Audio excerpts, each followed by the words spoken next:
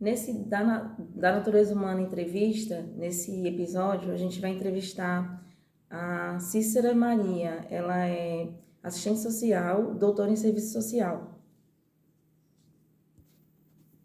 Olá, tudo bem? Cícera, eu vou fazer a primeira pergunta, aí você fica à vontade para responder, tá bom? Do jeito que você quiser. Certo.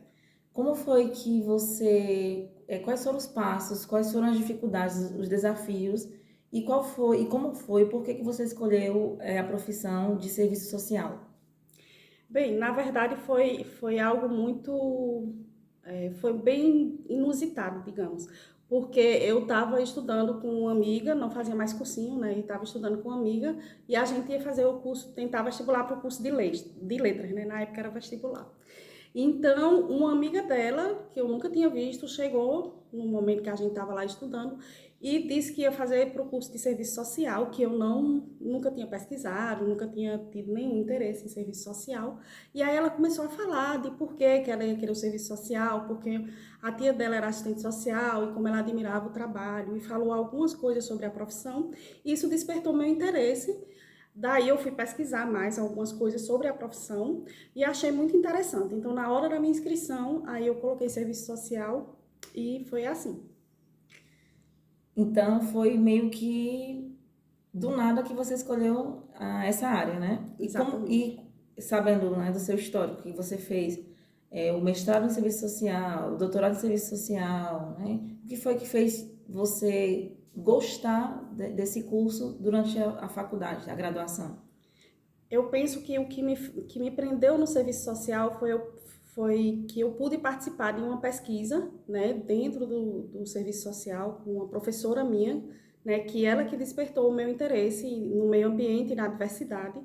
E aí eu tive a oportunidade de fazer PIBIC e a pesquisa abriu um leque enorme de curiosidade e me mostrou várias possibilidades dentro do serviço social, né, de atuação, de construção do conhecimento. Então, a pesquisa, eu penso que foi essa minha experiência na pesquisa, na graduação, que me levou para o caminho do mestrado e do doutorado. Não necessariamente a docência, nunca foi a priori a docência que me levou para o mestrado, né? Mas sim essa minha inquietação com a pesquisa, que começou ali no PIBIC. E foi fácil para você ingressar no mestrado? Como foi? Na graduação, você já começou a visualizar o mestrado? Alguém te sugeriu? Alguém percebeu que você tinha condições de ser uma investigadora, ser uma pesquisadora e te incentivou? Como foi isso? Eu penso que o marco foi o meu primeiro trabalho que eu apresentei, né? O meu fundo de pesquisa, que era a FACEP, era um fundo estadual de incentivo à pesquisa. Eu tinha que participar, era obrigatório, todos os bolsistas tinham que apresentar esse trabalho no congresso lá da FACEP. E aí, durante a minha apresentação, eu ganhei um prêmio de menção honrosa, né? E era o meu primeiro trabalho. Né? Eram 3 avaliadores, eu ainda me lembro hoje, né, das colocações deles, e eu acabei ganhando esse prêmio de menção honrosa, né? E a partir daí, claro, isso levanta, né, um adolescente, aquelas coisas da adolescência da gente, né, de se auto-perceber, e aí essas coisas foram me mostrando, né, minha participação em congressos, eu sempre conseguia publicar, sempre que vinha um edital, eu ia lá e fazia e publicava, até mais que as minhas companheiras, né? Tanto é que na equipe eu comecei a ter 2 vertentes de pesquisa, né? Eu pesquisava sobre gênero e sobre desastre ambiental. Então, eu tanto pesquisava nessa linha das políticas e do gênero, como na linha ambiental. Então, eu penso que foi esse conjunto de coisas que me levou ao mestrado, claro, e o incentivo da orientadora, das colegas de grupo, né? Isso tudo me levou para o caminho do mestrado. E foi fácil você conseguir, você escrever sua dissertação? Porque a gente sabe, né, para estudantes da graduação, de modo geral, que um TCC, né, que é o trabalho de conclusão de curso, é sempre muito assustador.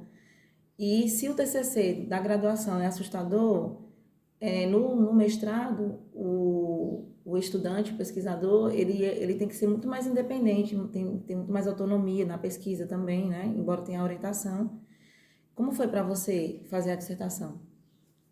Eu costumo dizer que o doutorado foi menos sofrido do que o mestrado para mim, né? Primeiro porque eu fiz o mestrado, eu era bem mais jovem, né? E talvez algumas questões da minha vida pessoal durante o mestrado, que seria ótimo se a gente pudesse suspender a vida cotidiana e as nossas questões pessoais e se dedicar só ao mestrado ou só ao doutorado. Infelizmente, isso não é possível, né? Mas, assim, sinceramente, eu tenho orgulho da minha dissertação, mas foi bem truncado, assim, foi truncado. E eu até pensei em desistir 6 meses antes, né? Só que aí é uma característica minha, né? Sempre que eu tô muito agitada, muito nervosa, muito triste, eu me dou tempo, né? Eu preciso, antes de tomar a decisão, eu tenho esse espaço. Então, e justamente a crise foi no final de ano, outubro, novembro. Aí foi que eu fiz. Eu parei de ir para a faculdade, não fechei nenhuma porta, não decidi nada oficialmente, né? Conversei com a minha mãe, claro que ela me incentivou a continuar. Mas aí veio as festas de final de ano, meu avô morreu, e o tempo foi passando, e a minha vida pessoal também, com a morte do meu avô e tudo, foi complicando. Quando chegou em fevereiro, no meio de fevereiro já, aí eu tomei a decisão e voltei na universidade. Desde outubro que eu não ia na universidade, né? E não tinha contato com nada. E aí quando eu voltei para terminar, né? Eu decidi voltar para terminar e criei uma estratégia de afastamento da minha orientadora, porque justamente a briga tinha sido com ela, enfim. E aí eu tomei uma atitude de afastamento. O trato era, a cada 15 dias eu tinha que levar alguma coisa escrita, e eu só aparecia no prazo. Se eu passasse um dia, inclusive, às vezes dava 15 dias e eu não ia, aí ela mandava a secretária do curso, pedia para a secretária do curso ligar para mim que eu tinha que entregar os trabalhos. Né? Justamente, teve também essa outra contrapartida dela, porque ela viu que eu ia desistir. Eu sumi, né? Por vários meses sem dar notícia. E ela sabia que eu podia desistir. Aí também ela fez isso. Ela respeitou o afastamento, porque eu me afastei, mas ela também me puxava. Né? Ela não falava pessoalmente, mas pedia para a secretária, ligue e diga a ela que vem entregar os trabalhos. E aí eu ia com tudo escrito, pronto, impresso, e eu já conhecia a minha orientadora, porque era a mesma da iniciação científica, e assim eu consegui terminar, mas o fim foi bem turbulento. E para melhorar,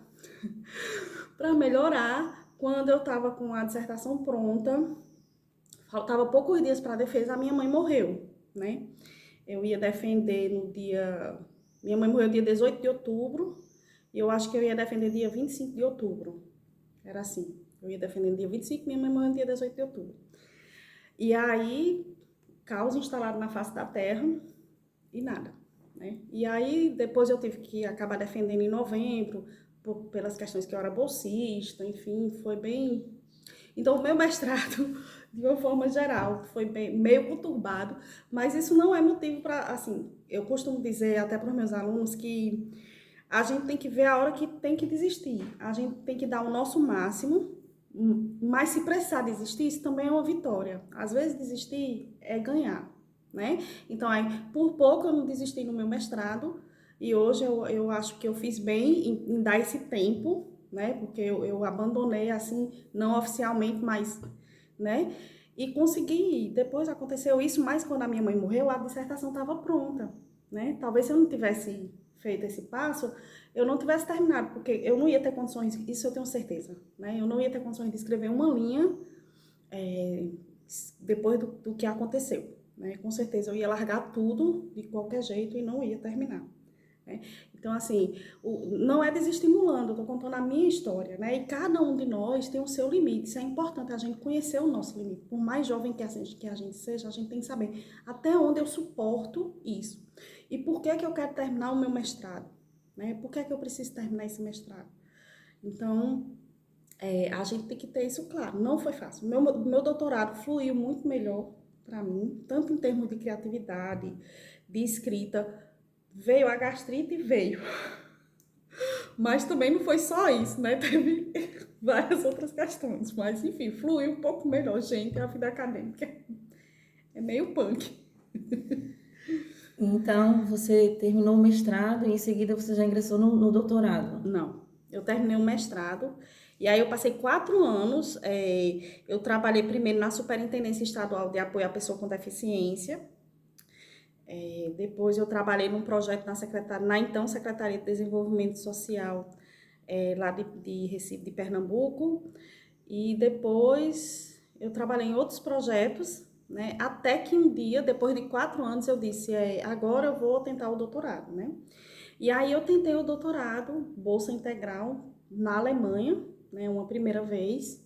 Aí fiz a seleção em Recife, não passei. Só tentei essa na Alemanha. Quando foi no outro ano, eu tentei a mesma bolsa, né? Lembrando que eu tinha conseguido orientador, porque só pode tentar se você tiver orientador, né? Eu tinha orientador, tinha tudo, todas as papeladas, tudo traduzido. Estudava alemão, eu era fluente no alemão, né? Na época eu fiz teste e tudo lá. E eu era fluente, investi 4 anos de estudo para fazer esse doutorado na Alemanha, de estudo da língua alemã, né? E aí eu fiz a segunda vez e não passei também. Eu fui para Fortaleza, saí de Recife para fazer a seleção em Fortaleza e não passei. E aí, quando a gente não passa na seleção, a gente recebe os papéis que você manda da inscrição, ficha e tudo, né? Tudo que você manda para a inscrição, você recebe de volta. Aí eu recebi pelo correio. E aí, na minha ficha de inscrição, tinha uma coisa escrita, e quando eu li aquilo, que eu prefiro não dizer o que foi, eu disse, eu nunca vou passar.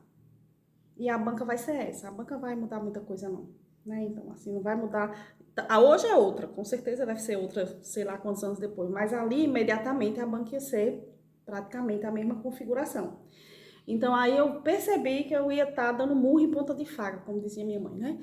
E aí não tentei mais a Alemanha. Aí eu disse, então eu vou tentar o meu departamento, né? Apesar daquela crise com a orientadora, que eu também já não queria mais ela, eu disse, mas eu vou tentar e vou ver como eu me viro nessa relação com ela depois de 4 anos, né? E aí eu tentei a primeira vez no meu departamento, e assim que eu botei o pé na porta, uma professora que eu já conhecia, ela já tinha tido aula com ela, olhou para mim e disse, o que é que você está fazendo aqui? Você é muito jovem para fazer o doutorado. Ela disse isso. Quando ela disse isso, eu estava reprovada, e eu já sabia que eu estava reprovada. Ou eu me reprovei também, e ela também me reprovou. Porque quando ela disse aquilo, ela não me queria dentro do departamento no doutorado. Então foi um fiasco. A entrevista foi água abaixo, foi terrível. Não passei. Aí passa um ano, né? Aí eu passei o ano todinho, sem fazer muita coisa, meio assim, trabalhando. E quando chegou, tipo, a seleção era em novembro, outubro, novembro. Chegou setembro, eu disse, eu vou tentar de novo. Aí eu peguei o mesmo projeto, dei uma lida de novo, atualizei uns autores, umas leituras, e fui com o mesmo projeto, e fui de novo fazer a seleção. Aí dessa vez eu passei. Claro, a professora não estava, essa professora não estava na banca, né? E depois eu entrei e passei. E ainda bem que eu não precisei pagar nenhuma disciplina obrigatória com ela, ela podia até me reprovar, já que ela achava que eu era jovem. Inclusive, eu era a pessoa mais jovem da turma, né? Eu era mais nova, me chamavam de mascote da turma, porque eu era mais jovem lá na turma do doutorado. Mas aí eu passei, depois de 4 vezes, muita coisa. 4 vezes significa 4 anos tentando, né? Porque cada ano eu tentava uma coisa, foram 4 anos. Isso há 10 anos, né? Isso Há 10 anos há atrás. 10 anos atrás. E então, assim, você foi bolsista, né, do CNPq, né, durante a graduação, durante o mestrado, durante o doutorado. Mas me fala um pouco, assim, voltando um pouco no tempo, como você era enquanto estudante no fundamental?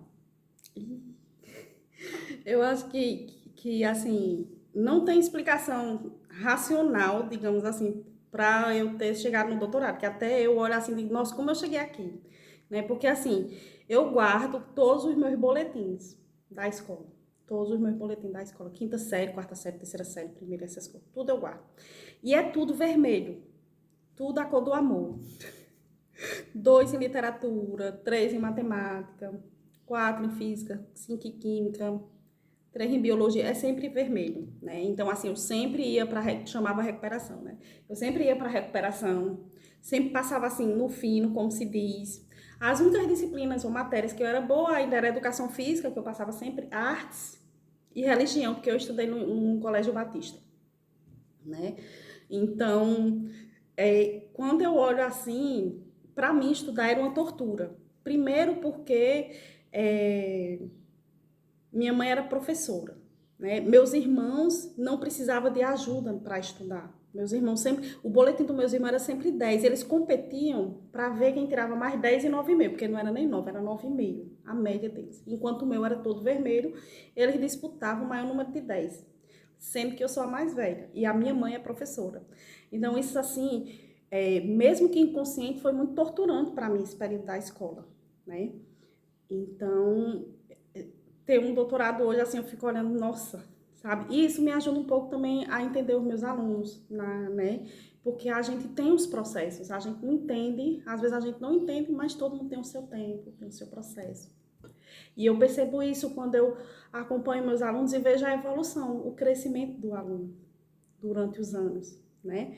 Às vezes eu chego na sala de aula e vejo um aluno e digo, nossa, como essa menina cresceu, né? Como ela evoluiu aqui no processo de aprendizagem.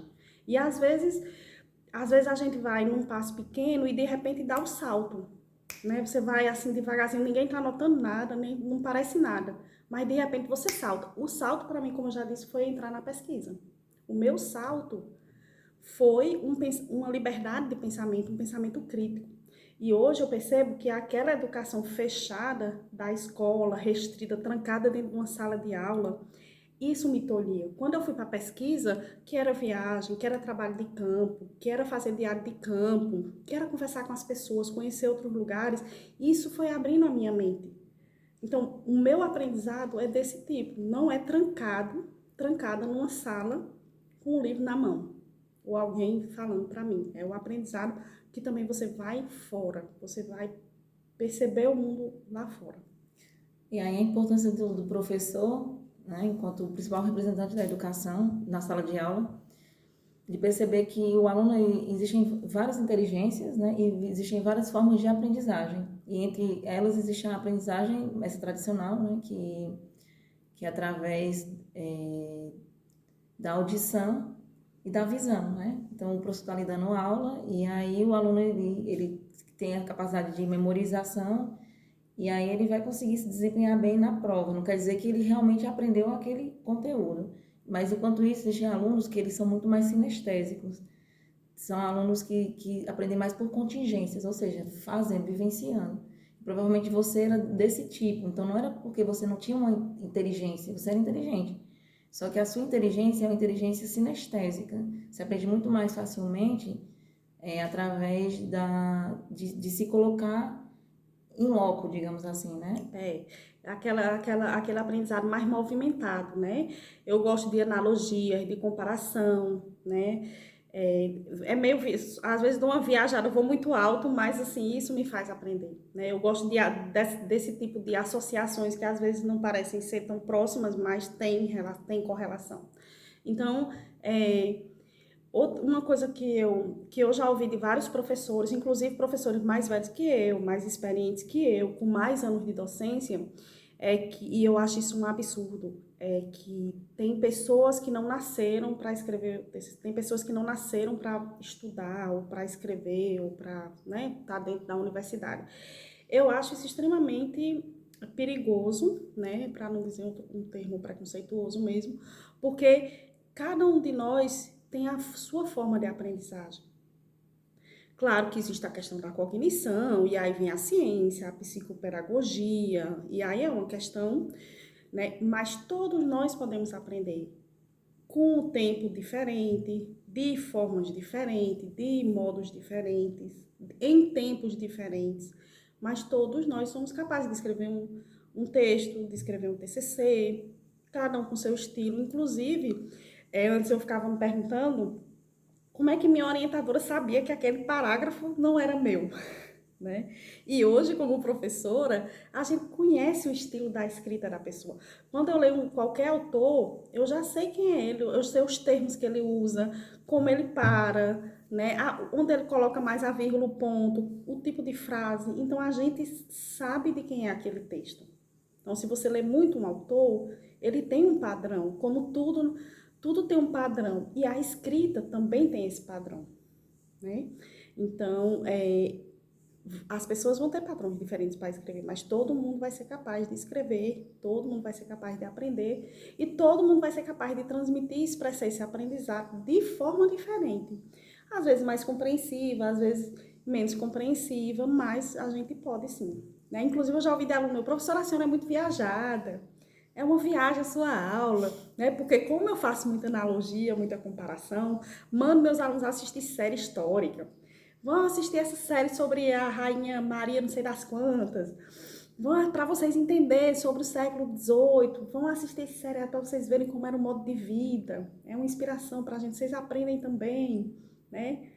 E aí, às vezes fica difícil para eles, aí eu tento voltar, né? Mas é o meu estilo. Uma outra pergunta, né, para a gente ir finalizando. Você falou que durante o doutorado você adquiriu uma gastrite, né? Porque a gente sabe, né, que são 4 anos de estudo, né? Acho que os primeiros 3 anos, né? Muita disciplina, tem que pagar muitos artigos, tem que estar sendo publicados, e aí você tem a tese também que tem que ser feita, produzida. Se você pudesse dar, se você podendo agora dar uma dica para as pessoas que se encontram, né, no TCC da graduação ou no próprio mestrado, doutorado, que estão com inibição, não conseguem escrever, ou de repente se encontram sob forte estresse, né, esse estresse ruim, como você fez, né, quais são as atividades de lazer que você tinha, hobbies que você foi adquirindo para você conseguir não ficar só na racionalidade, não ficar só nessa pesquisa que provavelmente te alimentou, te motivou muito, mas que a gente sabe, né? O próprio Einstein dizia que a imaginação é mais importante do que o conhecimento. E muitas coisas acontecem quando você está relaxado, né? Então, como você conseguiu ter atividade de lazer no doutorado?